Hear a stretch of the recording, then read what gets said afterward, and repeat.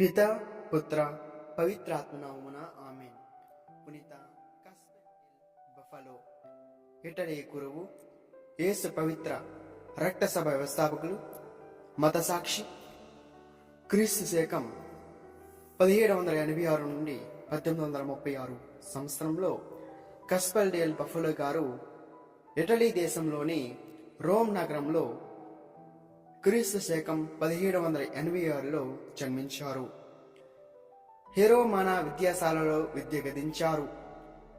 గురు విద్యలో శిక్షణ పొంది తమ 22వ ఏట అనగా క్రీస్తు శకం 1808 సంవత్సరంలో పవిత్ర గురు పట్టాభిషేకం పొందారు.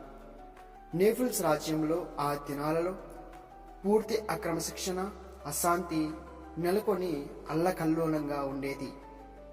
కాపరి లేని గొర్రెల వలె చంద్రవందనగా ఉండేది. అట్టి పరిస్థితుల్లో పరిశుద్ధ పోపు గారు క్రీస్తు శకం 1821లో బఫలో గారికి ఒక లేఖ వ్రాస్తూ నేపుల్స్ రాజ్యంలో కనీసం వారి సభా కార్యక్రమాలు అరింటినైనా తెరచి క్రైస్తవ ప్రేమను పంచాలని కోరారు.